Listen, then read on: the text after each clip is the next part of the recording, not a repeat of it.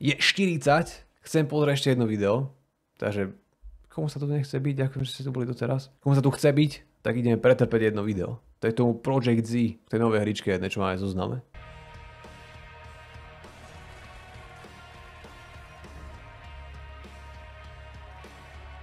Pre dospelých? Nah. To až na druhej platforme. Také si to rozmazané počúvaj, no počkaj. Tak dáme to na 2K, či to bude menej rozmazané. Furt je to rozmazané. To nie je dobré.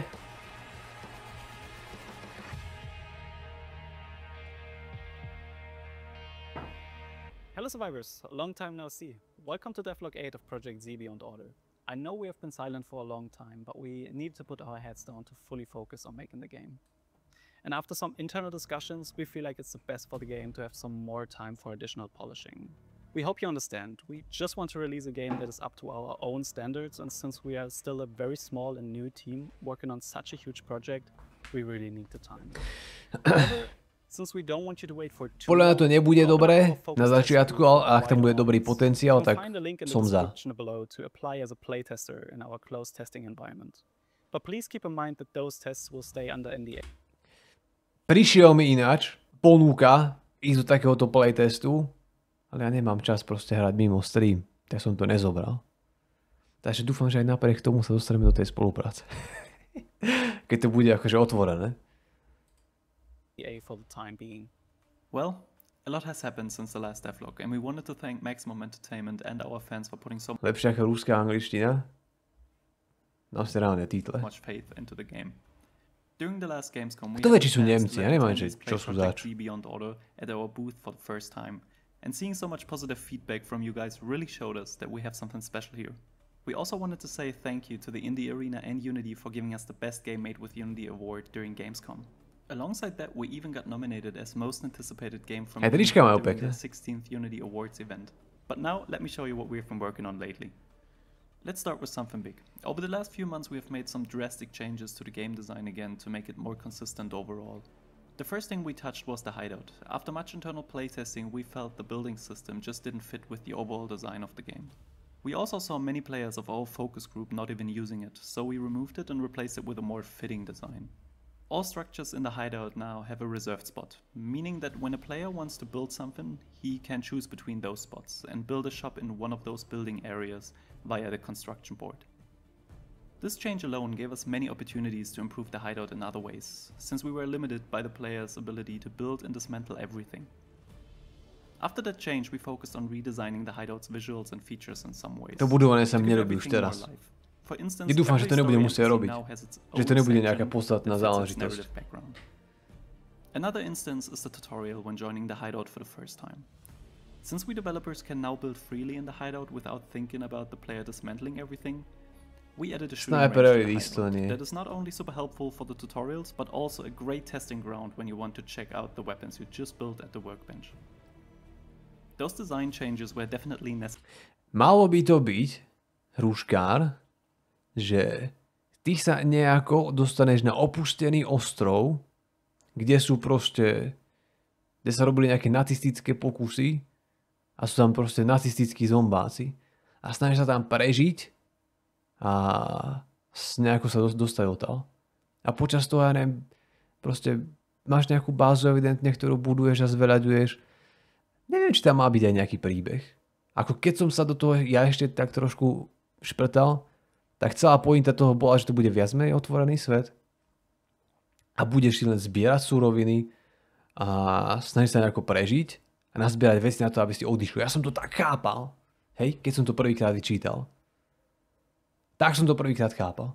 Že niečo ako Subnautica, vieš, že si skoro skotal na tej planete a vlastne otvorený voľný svet, robíš čo chceš a počas toho máš tam v pozadí nejaký maličký príbeh srandy, ok, dajme tomu, ale hlavne tam prežívaš a postupne progresuješ v príbehu tým, že proste nachádzaš nejaké tie veci a tie ťa posúvajú na nejaké ďalšie lokáčky, na ktoré by si ináč bez tých vecí nedošiel. To je čo od toho ja očakávam. Oni možno majú iný k tomu prístup, bo to sa možno sa to ešte zmenilo, možno už to také jednoduché není. Možno to bude lineárna príbehovka, dúfam, že nie, ale tak uvidíme. Hej, ja dúfam, že to bude to, ako som to teraz opísal ja, ale možno to bude úplne iné. Možno to zmenilo. necessary, and we already feel way more comfortable with this iteration of the hideout. Some players might be disappointed by that change, but we as developers have to be open to big changes if something just does not work. One of the things we worked on was interaction animations. The problem was that every interaction in the game felt lifeless, so the goal was to make them way more dynamic and let the player feel that he's really interacting with the game world. So we added interaction animations for almost every interaction there is. Veľmi cool. Každá animačka dobrá. Another thing that improved the gameplay and world was the introduction animations for boss enemies, like our Juggernaut. This animation type plays right before the player has to fight a boss, reducing the chance of players not spotting the enemy right away. We also made a lot of changes and improvements to our weapon system. One thing we never talked about was how the jams work in Projekt Z. Explaining the jams is actually pretty simple and goes hand in hand with one of the changes we made last year. Weapons from now on have durability. Keď vidím toto menu, je mi mierne ťažko. Keď vidím, že tu bude craftenie ako botinky, ale prvýkrát sa na to pozerám a vyzerá to celkom v pohode. Máš tu ekipnuté veci, máš tu veci, čo sú v inventári, máš tu veci, čo sú v stashi, chápem. Klikneš na to, máš materiály, ktoré potrebuješ na to, aby si to opravil. Ak ich máš, vykraftíš. To je v pohode. To je v pohode. Don't worry, weapons cannot break completely, so they won't leave your inventory. The lower the weapon's durability, the higher the chance of the weapon jamming. To repair your weapons, you can simply go to the workbench and repair them for a few resources in exchange. Another feature we worked on was weapon upgrading. Nemá to dátum ešte. Don't want to change it every time you find a better one. Spolupráca na to, ako prihlasovanie na budúcu spoluprácu už je riadne dlho, tam som zapísaný. Bola pozvánka na ten uzatvorený playtest, ale ten je pod NDAčkom, čiže nemôže zdieľať žiadne videá, žiadne screeny, nič z toho. A neviem, kedy to chcú akože pustiť. You don't have to. Ahoj, Dito. Preži ešte väčšie. That's why we added weapon upgrading. Every weapon now has 4 tiers. If you go to the workbench, you can upgrade those. After reaching tier 4, the 5th upgrade will upgrade the rarity of the gun. This means you don't have to find rare weapons to get them. You can also just upgrade them until you reach that stage, which can take longer in some cases. Let's move to the weapons. Over the last few months we have worked tirelessly on a bunch of new weapons, such as the Gustav 206, a semi-automatic rifle made largely of sheet metal, with a gas piston operating system. Additionally we have... Peniaze, eni, auta, už to nebude zábava. Hej, ženy. Reworked the M1897 along with the Car 98. Som zvedavý na to strieľanie. Lebo zatiaľ to vyzerá tak dosť nepríjemne. Na pohľad. Dúfam, že sa mýlim, že pocitovo to bude fajn. A z toho, čo sa pozerám, tak to vyzerá Prototype Soviet assault rifle, designed and developed by Alexei Sundayev in 1944 and 1945.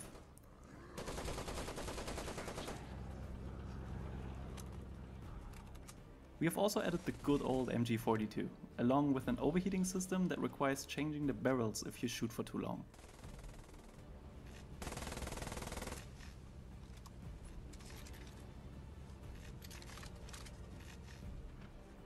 And last but not least, a new melee weapon, the pipe.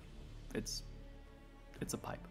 With all of those weapons, we think we have added a great selection to the game's already implemented arsenal. But let us know which weapon you would love to see in the future.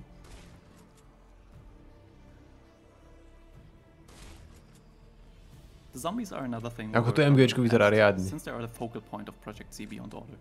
And we just want to let you know that we have heard your feedback from the last devlog and trailers, that only officers running around as grunts feels just off. So we decided to work on another grunt variant, which is a regular soldier. Our level design team also worked on a lot of improvements in terms of flow, lighting and collision polishing. Here are a few shots of one of the missions that got some complete reworked areas.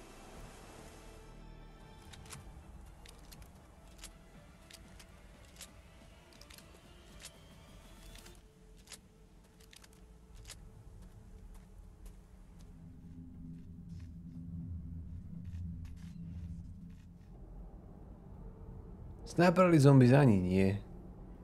Len trošku prostredie, lebo to bolo z podobného. So let's discuss them a bit. First, let me give you a little update on the character intros. We are finally done with all the character introductions that you can see in the background right now. As you probably know, those will play whenever you start a new game with a new character to find out how your character ended up on this island. Let's start with Alina. Since Alina is the medic of the 4 characters, she is equipped with a medical sniper that can heal other teammates.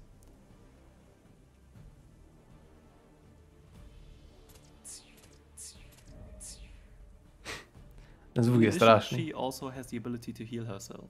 However, healing herself gives her one less syringe to shoot via the medic sniper, and she can only heal herself while she has the medic sniper out. Talking about medics, we have also worked on our down stage whenever you reach 0 HP. Another character you can choose from is Gustav. He is equipped with a stationary medicine machine gun that has a gas canister attached that can release gas to slow down zombies. Another bonus of using the medicine machine gun. Len 54 minút. Medic Sniper. To nie je, že Medic Sniper. A ešte nejdem hovoriť radšej nič. Ja dúfam, že tie zbrane nebudú loknuté na klasy. Nebudú. Chobotina. Nemôžu byť. Nemôžu byť. V Call of Duty 5 s týmto. Hej. Is that Gustav also has one self-heal ready to heal himself. We've also added a cool feature. When Hans shoots the gas with his flamethrower, the gas ignites and Gustav's gas turns into fire. Nie som ale moc fanúšik na týchto klás, ak mám byť úprimný. Ale... The next character is our beloved Hans. Hans has a flamethrower that turns the undead to sweet barbecue. What a surprise.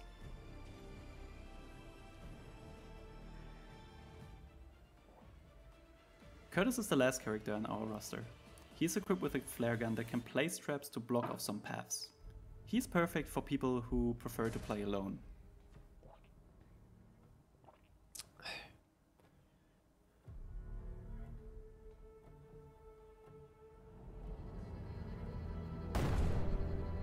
We obviously also worked on a lot of music in the past months. Take a listen.